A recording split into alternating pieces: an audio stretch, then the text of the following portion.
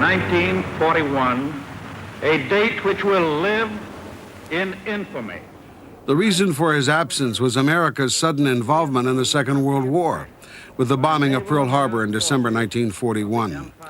The Magnificent Ambersons was still in production when Wells was recruited for the government by Nelson Rockefeller and John Hay Whitney and sent on a bizarre goodwill mission to South America. Its purpose was to counteract the spread of fascism.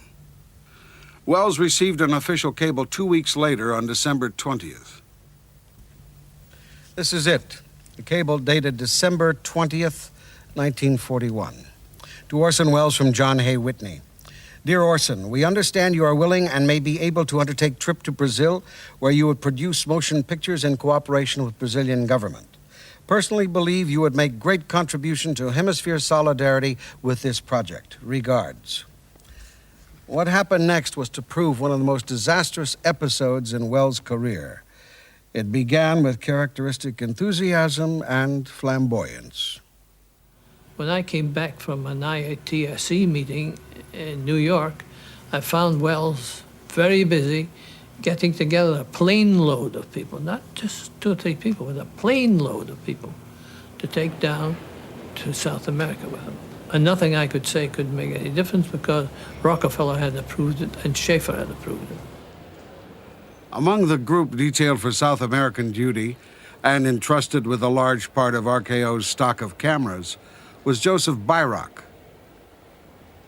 We left on Tuesday night. I called my wife at 4 o'clock on Tuesday afternoon. Says, I'm leaving at 6 o'clock to go to South America. She says, 6 o'clock, you don't have anything packed. So I came home and packed and went to the studio and left. So that's how quick everything was. Also assembled for the group, Secretary Betty Amster.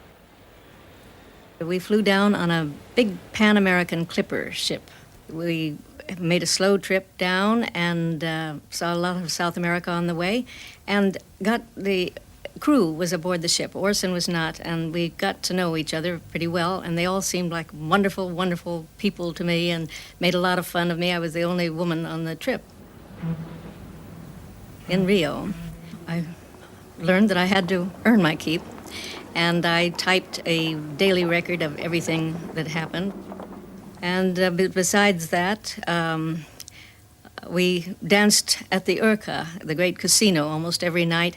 And I danced with most members of the crew and danced and danced and danced.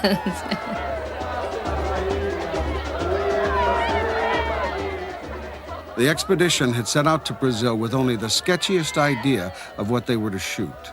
There was talk of a multi-part picture reflecting South American life, mixing drama and documentary elements. The initial idea was to shoot a segment at the Rio Carnival, though Wells had never been to a carnival and confessed something of a distaste for them. However, it was known to be a spectacular affair, and it was just about to happen. Orson arrived just on the eve of Carnival, and they were set up to shoot Carnival with whatever was at hand. So for a week or 2, the crew was very, very busy. Wells was busy improvising, shooting some early scenes in black and white to get a documentary feel to the film. He wanted to shoot in Technicolor but was wary about its effect, fearing it would give an artificial look to the film. When he did succumb, anxious to avoid such staginess, he refused to take the official color consultant. The black and white cameraman took a unit out, the Technicolor cameraman took a unit out, and the other operator and myself as an operator each took a unit out on 16 millimeter color. So we went on our own, photographed everywhere we wanted, did anything we wanted.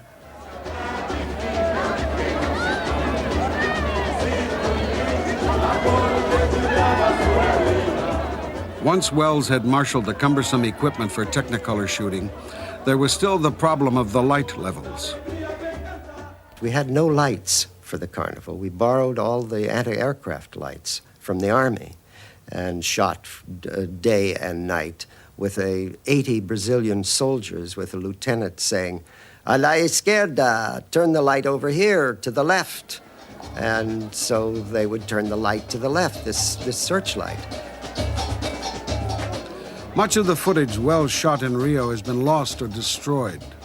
The scenes that are being shown in this film in 3-strip Technicolor have been printed from the few rolls of nitrate stock that remain.